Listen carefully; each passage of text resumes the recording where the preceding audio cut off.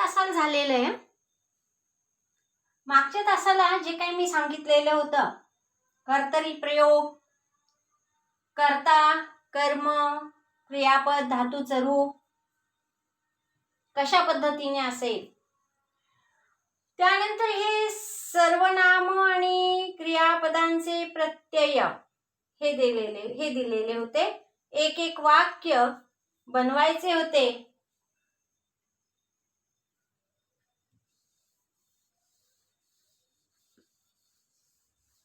ते आपण नमुना एक बनवलेले आहे. त्यानंतरचे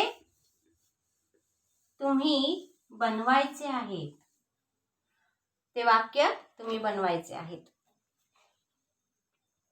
अकर्मक धातू तुम्हाला म्हटलं होतं ना, जिथे कर्मवाचक शब्द असणार नाही ते धातू, त्यांचा उपयोग आपण जेव्हा करतो तेव्हा काय असणार नाहीये, कर्म. भू भव यादी लिहून घ्या. अकर्मक धातूंची यादी घ्या.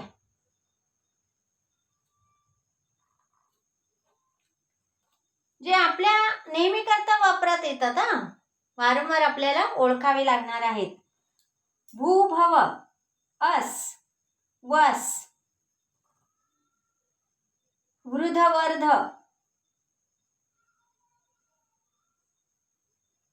क्षय, क्षय पावणे असा तो धातू मराठीतून अर्थ त्याचा आहे. क्षय पावणे याच्यामध्ये असणार नाहीये, कर्म असणार नाहीये. भी, मृम्रिया, क्रीड, रुच रोच,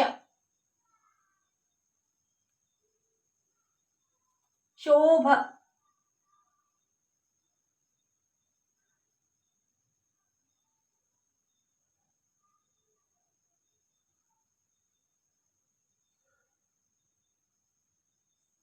लश्च, लज्ज,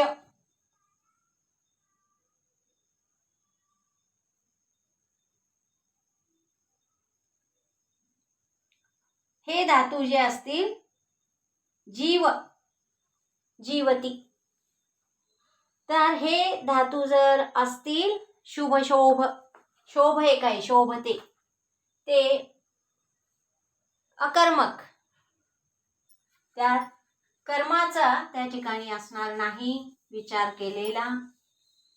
कर्तरी प्रयोग झालेला आहे. एक वाक्य तर आपण केलं, सहज केलं, तऊच केलं, तेच केलं. तुमच्या लक्षात आलं असेल, सह म्हटल्यानंतर आपण ती हे क्रियापद वापरलंय, रूप. सह पठती म्हटलेलं आहे, तऊ पठतः म्हटलेलं आहे आणि ते पठन्ति म्हटलेलं आहे. पुस्तक शब्दात बदल झालेला नाही. बघा वाक्य आता मी लिहून दाखवते. सह पुस्तकम पठती असं घेऊया. आता तो मगाशी आपण तक्ता तयार केला होता. आता एका खाली एक वाक्य घेऊया म्हणजे लक्षात येईल लवकर. तऊ पुस्तकम पठतः आणि ते पुस्तकम पठन्ति.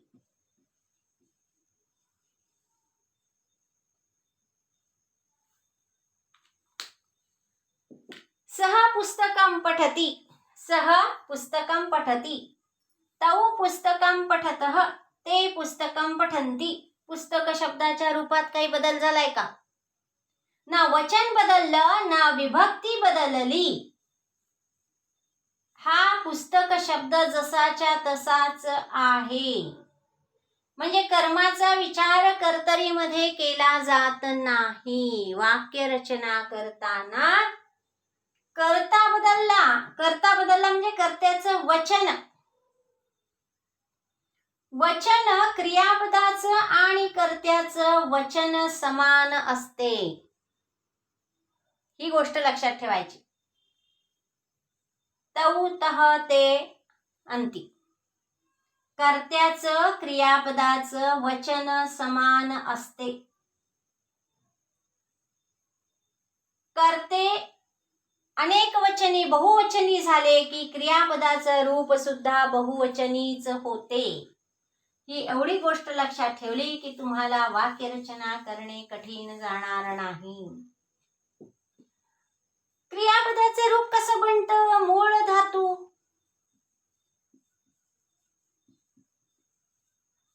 प्लस योग्य तो प्रत्यय. विकरण आहे. अरे हो, विकरण हे एक महत्वाचं लक्षात घेण्यासारखी गोष्ट आहे हा.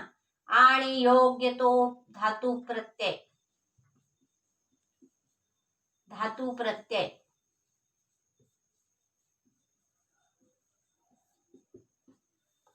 योग्य तो धातू प्रत्यय.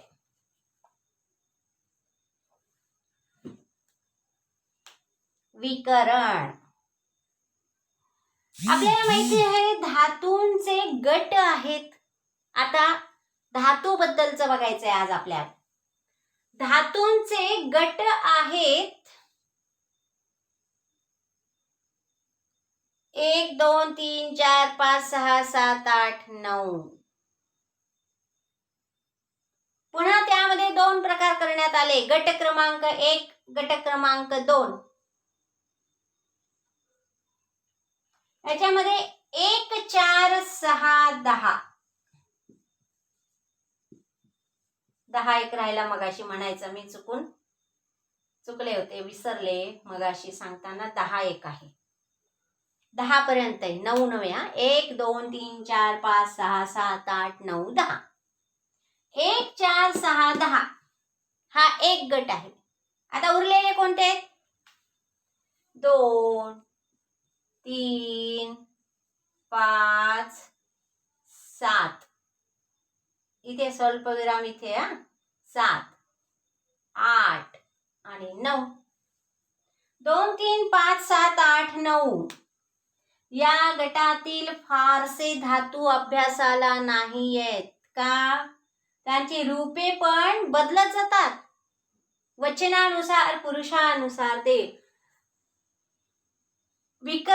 विकरण लागल्यानंतर संधी नियम. संधी एक मगाशी, संधी सुद्धा व्याकरण विभागातच येतं. संधी करा, संधी विग्रह करा. संधी करा, शब्द एकत्र करायचे. संधी विग्रह करा, शब्द वेगवेगळे करायचे. तर संधी करा, संधी विग्रह करा असं म्हटलेलं असतं. हाही एक व्याकरणाशी संबंधित भाग आहे. त्यांचे नियम पुन्हा आहेत संधींचे. हा एक गट आहे, हा दुसरा गट आहे. जास्त उपयोग पडतो तो ह्या गटातील. मग यांचे आले विकरण. धातू ओळखण्याची खूण. याचं आहे अ, याचं आहे य, याचं आहे पुन्हा अ आणि याचं आहे अय.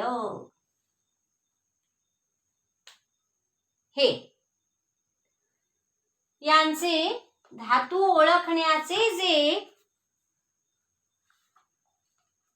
अक्षर आहे त्याला विकरण म्हटलेलं आहे. विकरण.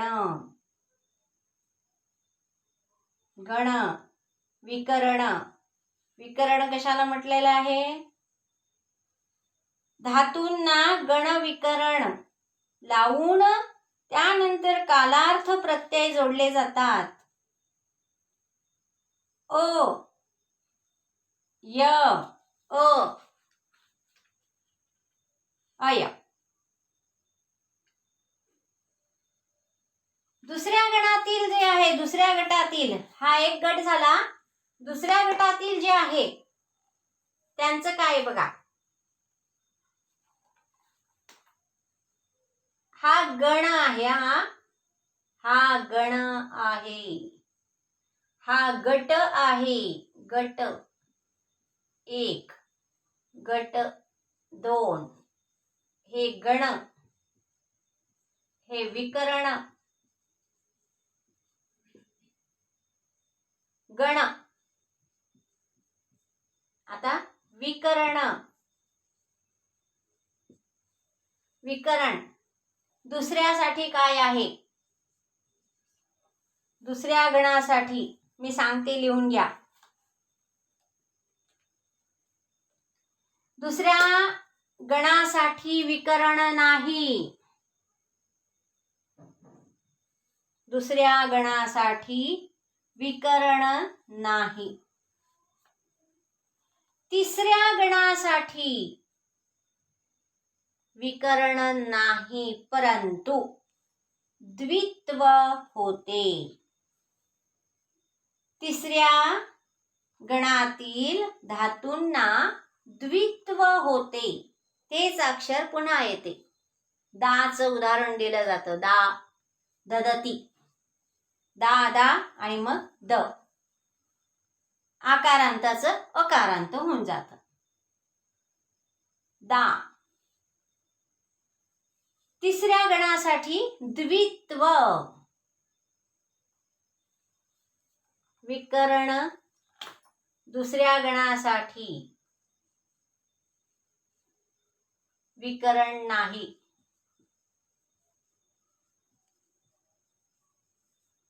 तिसऱ्या गणासाठी द्वित्व. द्वित्व. द्वित्व होते. विकरण नाही, परंतु द्वित्व. विकरण नाही, द्वित्व मात्र होते. तिसऱ्या गणाचं झालं ते. पाचव्या गणाचं नु. विकरण काय आहे? पाचवा, त्याचं आहे नु. नु हे विकरण आहे. सातव्याचं न. सातवा गण, याचा आहे न. आठव्या गणाचा आहे उ. आणि नवव्या गणाचा आहे नु. क्षमस्व, ना. नु तर पाचव्या गणाचं पाहिलं ना आपण. नु हे पाचव्याचं आहे, तर नवव्याचं आहे ना. ना हे विकरण आहे. अगुणी प्रत्ययांपूर्वी नि व्यंजनाने. म्हणून ते हे जे आहेत ना, या दुसऱ्या गटातले फारसे धातू नाही आहेत अभ्यासाला. कोणते आहेत जे आहेत ते? श्रू आहे, ग्रह आहे, ग्रह, गृह, गृह्णाती वगैरे म्हणतो ना आपण. गृह्णामी, गृह्णाती. ब्रू दुसऱ्या गणातलाच आहे. अस पण दुसऱ्या गणातला आहे. ब्रू, अस, तन. तन एक होता पूर्वीच्या जुन्या अभ्यासक्रमामध्ये, तनोती वगैरे. ब्रू आहे. प्राप, प्र अधिक आप, प्राप. प्राप आहे. सातव्या गणातले फारसे काही नाही आहेत. छिद, छिंद. आठव्या गणातले पण नाही आहेत. आणि नवव्या गणातला तो ग्रह वगैरे. आता धातूंचं रूप बनवताना आवश्यक असणाऱ्या या गोष्टी. हे सोपे आहे बनवायला, हे थोडे क्लिष्ट आहेत. नियमानुसार पुढे व्यंजन आलं, पुढे स्वर आला, पुढे या अक्षरासमोर ते अक्षर, त्या अक्षरासमोर हे अक्षर. अगुणी प्रत्ययांपूर्वी ना. नि व्यंजनाने आरंभ होणाऱ्या गुणी प्रत्ययांपूर्वी, न स्वराने आरंभ होणाऱ्या गुणी प्रत्ययांपूर्वी ना. असो, तर हे काही आपल्याला लक्षात घ्यायचं नाहीये. हे कमी प्रमाणात येतंय अभ्यासात. हे जास्त लक्षात घ्यावयाचे आहे. विकरण झाले.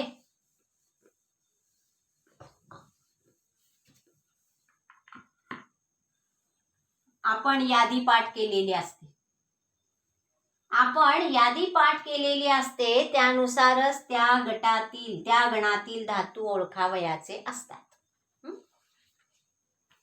तुम्हाला ही संस्कृत शब्द धातू रूपावली मार्गदर्शक होऊ शकते. पण आहे ना, सांगू का, तर हे जुन्या अभ्यासक्रमाप्रमाणे नव्याप्रमाणे CBSEच्या विद्यार्थ्यांनी मला वाटतं अशा प्रकारचा अभ्यास केलेला आहे. प्रथम पुरुष हे जे पुरुष शब्द आहेत, प्रथम द्वितीय तृतीय, जुन्या पद्धतीने वेगळे आहेत, नव्या पद्धतीने वेगळे आहेत. त्यामुळे नव्या पद्धतीने सांगितलेली धातू रूपावली तुम्ही बघा. जर असेल बाजारात उपलब्ध, नसेल तर आपल्या 11वीच्या पुस्तकात तुम्ही शिकलेला आहातच. तर हे गण, विकरण, गट हे आपण पाहिले. रूप बनविताना कर्तरी प्रयोगात मूळ धातू, विकरण आणि योग्य तो प्रत्यय.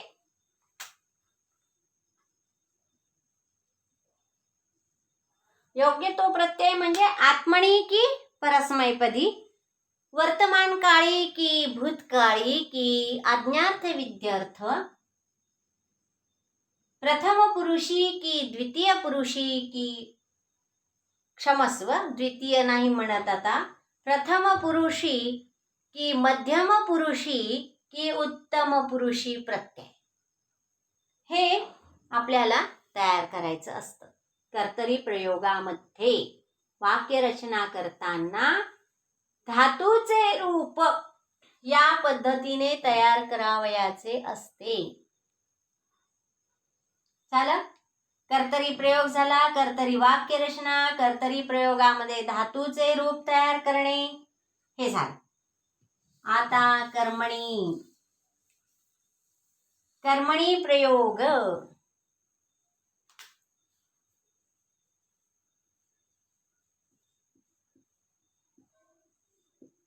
बघा, कर्मणी,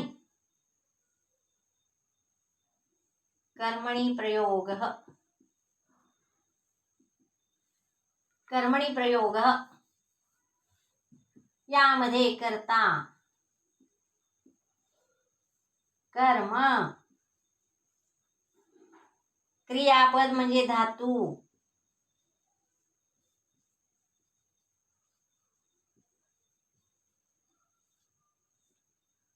लक्षात राहायला. दोन्ही सोपे वाटतात. कसं आहे, आता अभ्यासाच्या टेन्शनमुळे काही वेळेला नाही राहत लक्षात, येत नाही लवकर लक्षात. आहे आम्ही सांगायला पुन्हा पुन्हा, आम्ही विद्यार्थी होतो आहोत अजूनही, नाही असं नाही, फक्त अभ्यास बदललेला आहे. आमचा अभ्यास हा नाहीये, तुमचा अभ्यास हा आहे, एवढंच. आपण सगळे विद्यार्थीच आहोत. तेव्हा कर्ता, कर्म, क्रियापद म्हणजे धातू, कर्मणी प्रयोग. कर्ता कसा असतो, विभक्ती कोणती असते, तृतीया. तृतीया विभक्ती मध्ये. हा नियम लिहूनच घ्या बरं का. तृतीया विभक्ती मध्ये कर्म, प्रथमा विभक्ती मध्ये.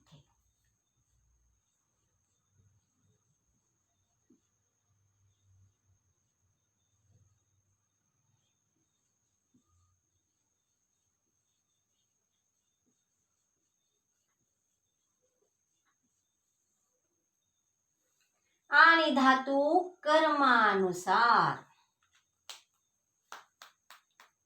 कर्मानुसार धातू कसा असतो, कर्मानुसार.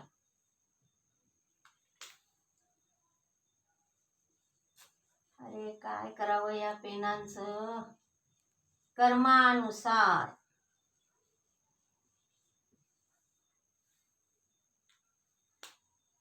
कर्मम अनुसृत्य, कर्माला अनुसरून.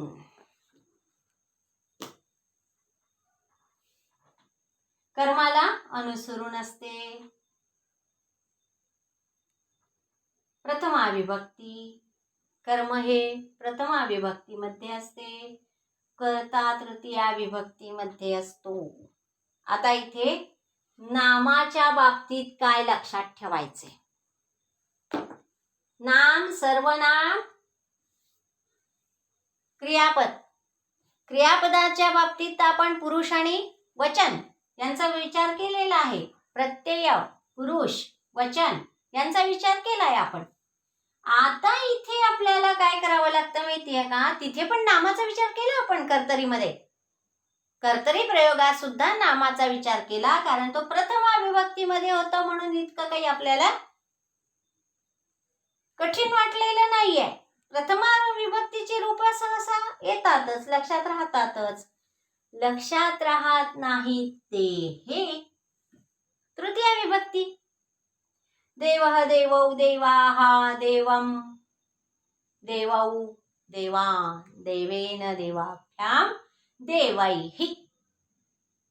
तृतीया विभक्ती बहुवचन. देवैः. तृतीया विभक्तीचे म्हणजे प्रयोगाचे म्हणजे वाक्यरचना करण्यासाठी तुम्हाला इथे काय काय करावं लागणार आहे? जास्तीचं जे काही त्रासदायक काम आहे हे तुम्हाला आठवावं लागणार आहे. तृतीया विभक्तीतील सर्व रूपे, नाम, सर्वनाम यांची तृतीया विभक्तीमधील सर्व रूपे तुम्हाला आठवावी लागणार आहेत, लक्षात ठेवावी लागणार आहेत. कर्मणी प्रयोगाचं वाक्य करायचं असेल तर, आणि नसेल करायचं, कर्तरी प्रयोग करायचा असेल तर सगळे प्रथमा विभक्ती, कर्म द्वितीया विभक्ती म्हणजे प्रथमा द्वितीया हे दोनच रूपे आठवावी लागणार आहेत. कर्मणी वाक्य करताना मात्र तुम्हाला तृतीया विभक्तीची आवश्यकता असणार आहे आणि ते आठवावं लागणार आहे. हे आता आपण पाहिलंय. रूप कसं तयार करतात थोडंसं वेगळं आहे हा. कर्मणी रूपे कशी तयार केली जातात? य हे अक्षर जोडलं जातं. विकरणाचा इथे उपयोग केला जात नाही. उदाहरणार्थ लिख, लिख्यते.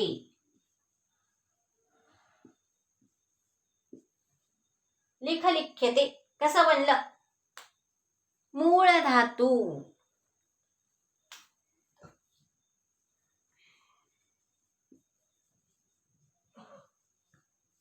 अधिक य अधिक योग्य तो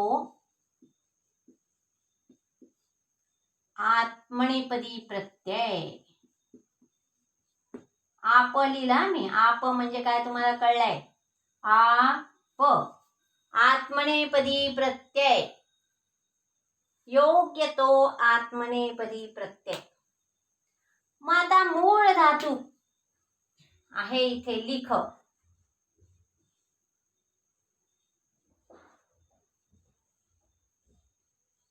लिख अधिक य अधिक ते, लिख्यते. लिख्यते हे रूप तयार झालेलं आहे.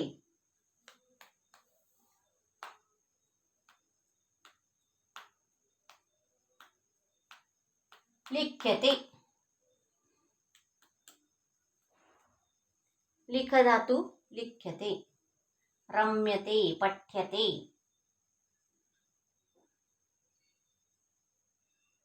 मूळ धातूला ते य अक्षर लागलेलं असतं. तुम्ही म्हणाल मग चौथ्या गणामध्ये तेच आहे, ते आणि हे कसं काय ओळखणार?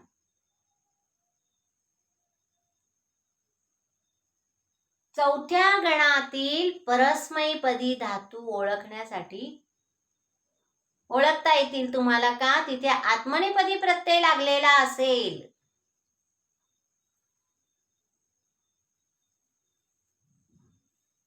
तर परस्मैपदी धातूला आत्मनेपदी प्रत्यय लागलेला असेल तर आपल्या लक्षात येईल ते कर्मणी रूप झालेलं आहे. आणि शेवटी वाक्य रचना ओळखायची. कर्ता कोणत्या विभक्तीमध्ये आहे? कर्ता तृतीय विभक्तीमध्ये असेल तर ते कर्मणी रूप आहे, हे आपल्याला लक्षात येईल. आता तुम्हाला काय शंका असतील याचा अंदाज करून मी बरंचसं तुम्हाला सांगितलेलं आहे. आपला प्रत्यक्ष संवाद या कोरोना आजारामुळे होणं बंद झालेलं आहे. आपण ऑनलाईन हे असं शिकवणं चाललेलं आहे. तेव्हा तुमच्या मनात काय शंका असतील याचा अंदाज करून मी इथे सांगण्याचा प्रयत्न केलेला आहे.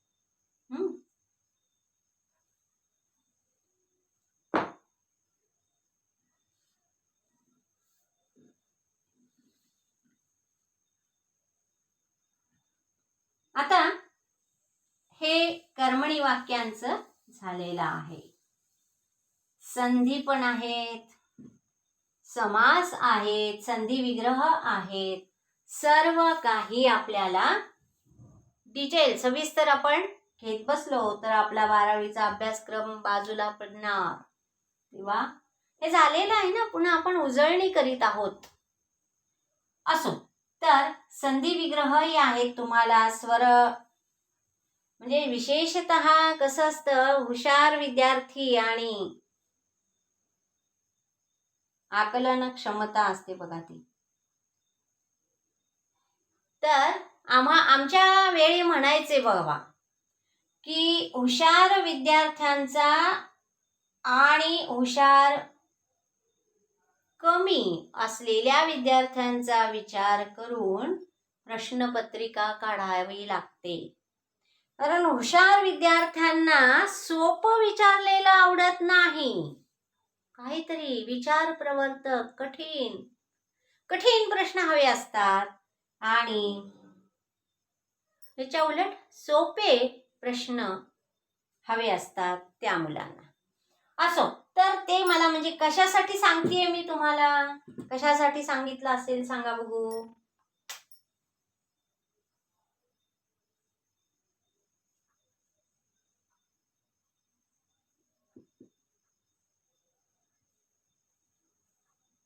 हे असं कर्मणी प्रयोग हे झालेलं आहे. संधी विग्रहाच्या वेळी सांगितलंय मी तुम्हाला. कठीण संधी पाहिजे असतात काही मुलांना आणि काही मुलांना व्यंजनामध्ये स्वर मिसळला की झालं, असे सोपे संधी पाहिजे असतात. तर काही मुलांना विचार करायला लावणारे संधी हवे असतात. म्हणून म्हटलेलं आहे प्रश्नपत्रिकेमध्ये सारं काही कठीण असेल असं नाही आणि सारं काही सोपं असेल असं नाही. दोन्ही विद्यार्थ्यांचा विचार करून प्रश्नपत्रिका असते. रूपपरिचय व्याकरणामध्ये आपण पाहिलंय. रूपपरिचय इ वहे महेसे इथे द्वे ते इथे अंते हे जुन्याप्रमाणे पाठ करण्यात आलं. आता काय आहे नव्याप्रमाणे? आधी आहे ते, आधी ते, मग इथे, मग अंते. आत्मनेपदी पण बघा, लक्षात घ्या. आत्मनेपदी, आत्मनेपद, आत्मनेपदम आपण संस्कृत मधून शिकतोय, मराठी नको बाबा. आत्मनेपदम लक्षात ठेवायचंय तुम्हाला. संस्कृत, मराठी नाही ठेवायचं लक्षात. आत्मनेपदम, आत्मनेपदम प्रथम पुरुषः,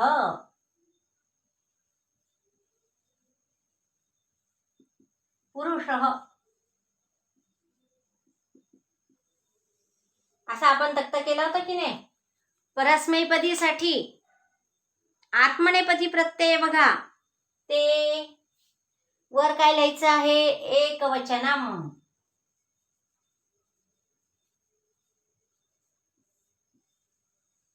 द्विवचनम आणि बहुवचनम.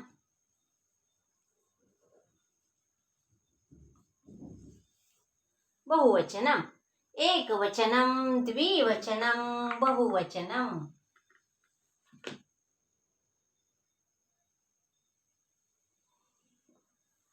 एकवचनम, द्विवचनम, बहुवचनम. हे अगदी परस्मैपदीप्रमाणेच. तेच आता प्रत्यय, सर्वनाम, नाम ते सगळंच. ते, इथे, अंते. हे प्रथम पुरुषाची प्रत्यये. कर्तृवाचक शब्द, कर्तृपद क्रियापद संबंध. आपलं काय चाललेलं आहे? कर्तृपद क्रियापद संबंध. हे पाहत असताना आपण हे शिकत आहोत. कर्तृपद क्रियापद संबंध. कर्तृपद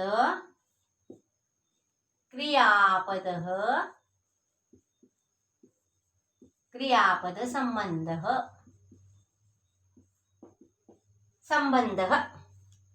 हे पाहत आहोत आपण. व्याकरणामध्ये कर्तृपद क्रियापद संबंध.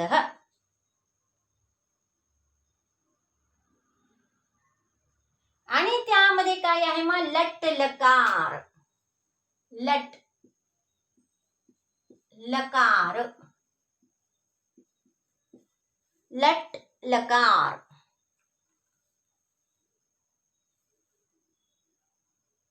वर्तमान काल. हे विसर्ग या, इथे डॅश केलेलं नाहीये.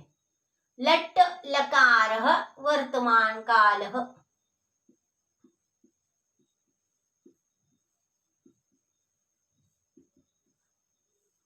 मी सांगते तसं लिहा. पेन मध्ये मध्ये होतोय थोडा, जरी असो ते काही पुन्हा पुन्हा सांगायची गरज नाही तुम्हाला. वर्तमान काल लट लकार. हे पाहत आहोत आपण. लट लकार वर्तमान काल. आत्मनेपद प्रथम पुरुष. सह सा तत्. सह सा तत्. सह सा तत्. तौ ते. ते. तौ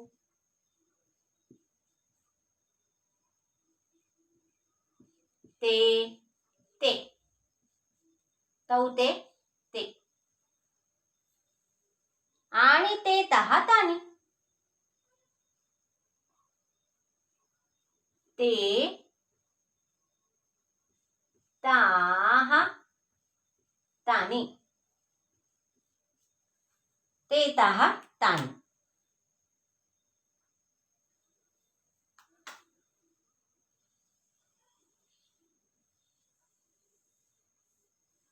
पुढे काय आहे? मध्यम पुरुष. पुरुष मध्यमः. मध्यमः पुरुषः.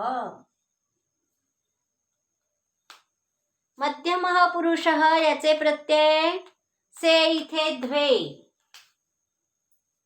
से. से इथे द्वे.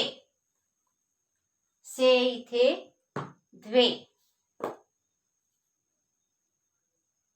त्वं युवां यूयं. त्वं युवां यूयं.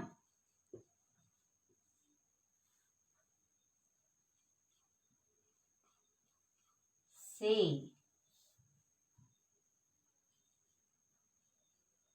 इथे द्वे. से इथे द्वे. त्वं युवां यूयं. आणि ई वहे महे उत्तम पुरुष उत्तम उत्तमः उत्तमः उत्तमः पुरुषः त्याचे प्रत्यय ई वहे महे ई वहे महे ई वहे महे नंतर पुन्हा मी ठळक करीन ते अक्षर ई वहे महे याचे काय आहे अहम आवाम वयम अहम आवाम वयम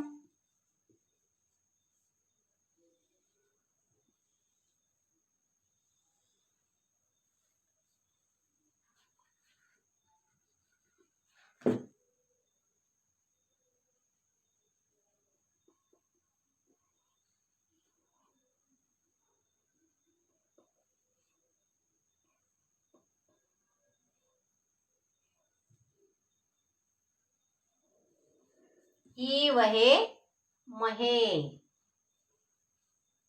हे महे जाऊ दे अजून काय ते पेन सुकलेलाच आहे जेव्हा चांगला चालेल तेव्हा मी तो ठळक करीन शब्द ई वहे महे से इथे द्वे वर आधी से इथे द्वे ते इथे आणते से इथे द्वे ई वहे महे हे आत्मनेपदी लट लकार म्हणजे वर्तमान काळ प्रत्यय आणि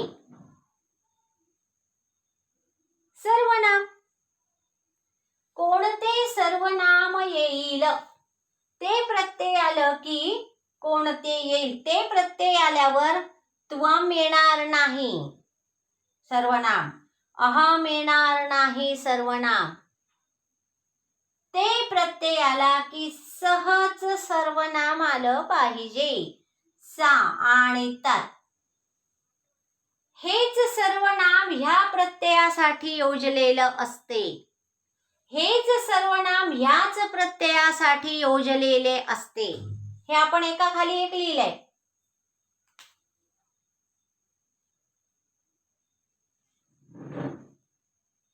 त्वाम बघा अजून काही ठळक होणार नाही येते एवढ्यात तर से हे सर्वनाम आलं हे क्रियापदाचं प्रत्यय आलं की त्वम हेच सर्वनाम पाहिजे इथे आलं की युवाम हेच आणि द्वे से इथे द्वे इथे हे मराठीतला इथे नाही हा इथे प्रत्यय आहे अत्र एषः प्रत्ययः अस्ति हे प्रत्यय आहे इथे साठी म्हणते मी अत्र अत्र इथे प्रत्यय अस्ति प्रत्यय आहे हे प्रत्यय आहे इथे याचा अर्थ नव्हे मराठीतला से इथे द्वे ते इथे अंते ई वहे महे आपल्याला माहिती आहे की सह आणि सा तो असला तरी तेच प्रत्यय असणार आहे ती असली तरी तेच प्रत्यय असणार आहे आणि तत् असलं तरी तेच प्रत्यय असणार आहे क्रियापदांच्या किंवा धातूच्या प्रत्ययांच्या बाबतीत स्त्री पुरुष भेदभाव नाहीये संस्कृतमध्ये आपण मराठीमध्ये म्हणतो ना तो जातो ती जाते संस्कृतमध्ये तसं नाहीये सह गच्छति सा गच्छति आलं लक्षात अशा प्रकारे आपण आज पाहिलेलं आहे आत्मनेपदी प्रत्यय आणि क्रियापद संबंध कर्तृपद आणि क्रियापद संबंध कर्तृपद हे आहे क्रियापद संबंध हा आहे. वाक्यरचना.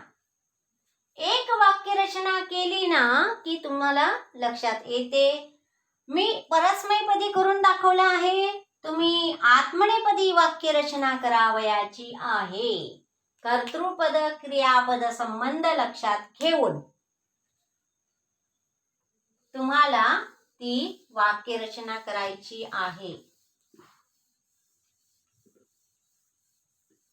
तुम्हाला काय होमवर्क गृहपाठ काय असणार आहे?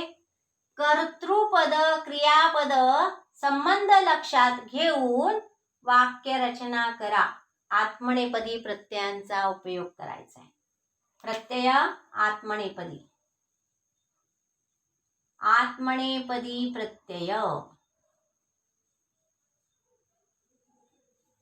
आत्मनेपदी प्रत्यय वापरायची आहेत. कर्त्याचा संबंध लक्षात घेऊन. कर्तरी वाक्यरचना आत्मनेपद. कर्तरी वाक्यरचना.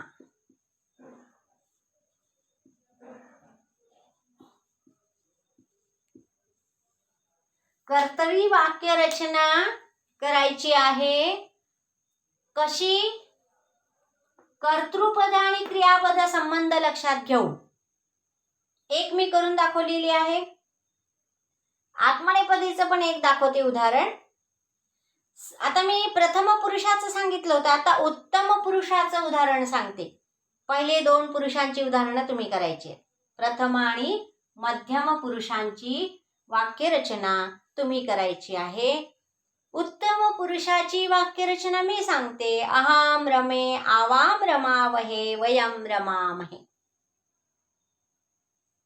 अहम रमे आवाम रमावहे वयम रमामहे. हे उत्तम पुरुषाची वाक्यरचना मी सांगितलेली आहे. कर्तृपद आणि क्रियापदासंबंधी. बाकीची वाक्यरचना तुम्ही करावयाची आहे. हाच तुमचा अभ्यास. तुम्ही काय अभ्यास करायचा आहे ते मी सांगितलं. याप्रमाणे आज्ञार्थ, विद्यार्थ, प्रथम भूतकाळ, द्वितीय भूतकाळ, द्वितीय भविष्यकाळ, द्वितीय भूतकाळ नाही, प्रथम भूतकाळ आहे, द्वितीय भविष्यकाळ आहे.